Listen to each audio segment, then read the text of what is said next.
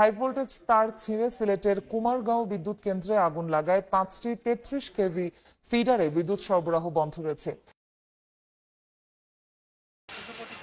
ঘটনাটা অ্যাকচুয়ালি উপরে 33 কেবি লাইন আছে, লাইন থেকে ফ্লাশিং হয়ে আমাদের নিচে কিছু পুরানো ফিল্টার ছিল, ওর ওপর পড়াতে আগুন লেগে গেছে আর কি।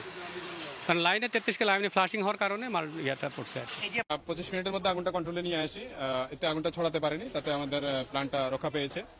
আমরা খুব দ্রুতই চেষ্টা করি এবং আমরা আন্তরিক চেষ্টার ফলে এবং তাদেরও আন্তরিক চেষ্টা ছিল, যার ফলে আসলে এটা খুব সহজে নিয়ন্ত্রণ করা সম্ভব হয়েছে। বর্তমানে আগুন সম্পূর্ণ ড্যামেজের দিকে আছে, আমরা একটু কমপ্লিট করে হয়তো 10-15 মিনিট সময় লাগতে পারে আরো আমরা সম্পূর্ণ ড্যামেজ।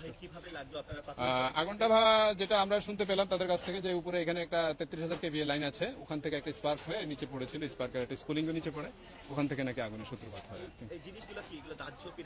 হ্যাঁ, এই পদার্থগুলো আসলে এটার সাথে ধার্য পদার্থ আছে, এখানে কিছু প্যাড জাতীয় জিনিস আছে, যেটা হলো তাদের ফিল্টার হিসেবে ইউজ করা হয়।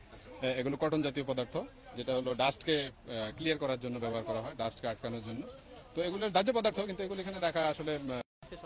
আপনারা ঘটনাস্থলে এসে কি দেখলেন? আমরা ঘটনা 9টা 2 সময় ঘটনার 15 মিনিটের মধ্যে আমরা এখানে চলে এসেছি। আসার পরে তাৎক্ষণিক আমরা এর পূর্বে আমরা ফায়ার সার্ভিসকে অবহিত করেছি, ফায়ার সার্ভিসও তাৎক্ষণিক এসেছে, পুলিশ এসেছে এবং অন্যান্য আনসার সহ আরও বাহিনী এখানে এসেছেন।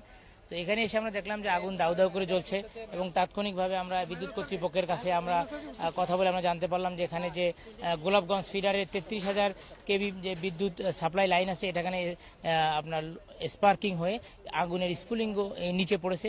নিচে পড়ার কারণে এখানে যে পরিত্যক্ত জিনিসপত্র, ফোম জাতীয় জিনিসপত্র, এগুলিতে আগুন তাৎক্ষণিকভাবে খুব দ্রুত আগুন লেগে আগুন ছড়িয়ে যায় এবং আপনারা ইতিমধ্যে দেখেছেন যে তাৎক্ষণিক আগুন নির্বাপন করা হয়েছে। সাময়িক বিদ্যুৎ বন্ধ রয়েছে, এটি হচ্ছে বড় ক্ষতি। বা বিদ্যুৎ এই যে পাওয়ার স্টেশন বা বিদ্যুৎ এলাকার কুমারগাঁও পাওয়ার এলাকার তেমন কোনো ক্ষয়ক্ষতি হয়নি।